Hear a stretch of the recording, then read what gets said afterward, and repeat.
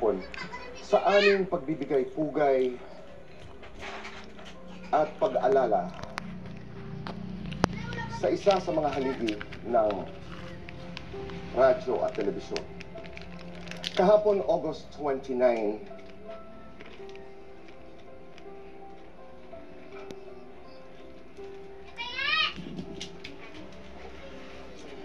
pumanaw na po ang dakilang broadcaster na si Mike Enriquez. He was 71 and he was a dear friend. Magkasama po kami ni Mike noong early 90s dito sa GMA 7. Kami magkaibigan at nanatiling magkaibigan ng maraming taon. Naalala ko po nung ako'y babalik na dito sa GMA 7. I remember calling Mike and I said,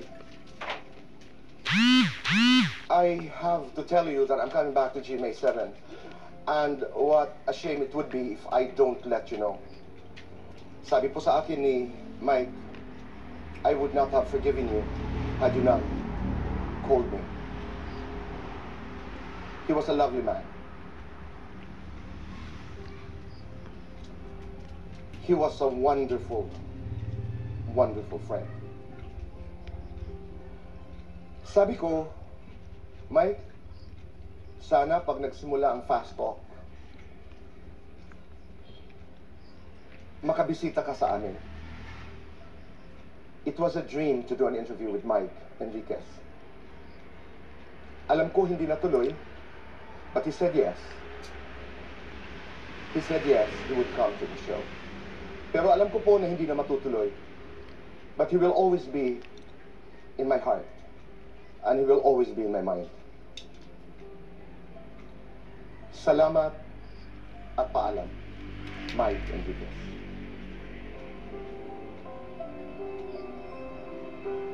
Enriquez at ito ang investigador sa programang ito, ang mga anomalya at mga abusado. Hindi natin tatantanan. Magandang umaga po! Tatak na boses. Hindi natin tatantanan. Matapang na pagbabalita. Sa pakikinig dahil walang iwanan. At natural na karisma. Excuse me po.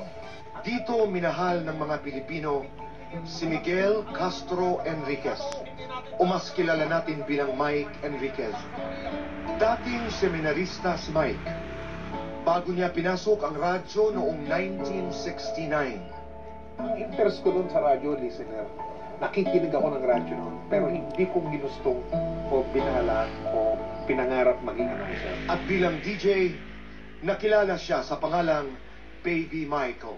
Paura, nung nag-uumpisa pa lang ako sa radyo, DJ ako, ang binigay na pangalan sa akin, Baby Michael. Yung Baby kasi yung pangalan ng girlfriend ko noon. Hindi ko na siya girlfriend. Ay, bakit po? Asawa ko na siya. Wow! Taong 1995, nang lumipat si Mike sa GMA Network para pamunuan ang radio division, na noon ay may 4 na istasyon pa lamang. Gusto mo bang lumipat sa ibang network? Ang sagot ko ay depende kung anong network. Sino? Sabi kong gano'n. GMA? Diba GMA TV? Yes, mas gusto nilang palakihin yung radyo. At mula sa radyo, hindi inakala ni Mike na alukin din siya ng GMA na maging news anchor sa telebisyon. Itong mukha na ito, hindi pang TV ito eh. Tanggap ko yun. Sarili ko ang nanay, hindi makapaniwalang sa TV ako eh. Naging main anchor si Mike ng Saksi at 24 oras.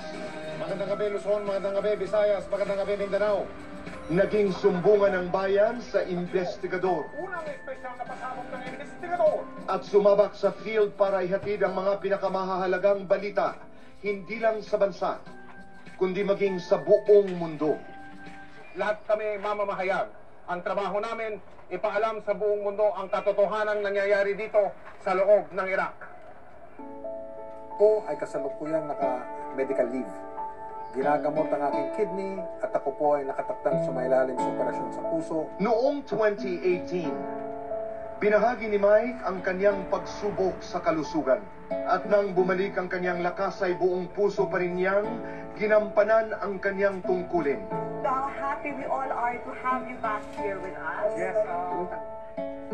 Patunay sa kanyang hindi matawarang dedikasyon na maghatid ng serbisyong totoo sa bawat Pilipino. Ilang taon na ba ako dito sa GMA? 1995? Walang sikreto, basta mahalin mo lang yung profesyon mo. Huwag kayong papasok sa isang profesyon na hindi nyo mahal. Magandang umaga, Visayas. Magandang umaga, Mindanao.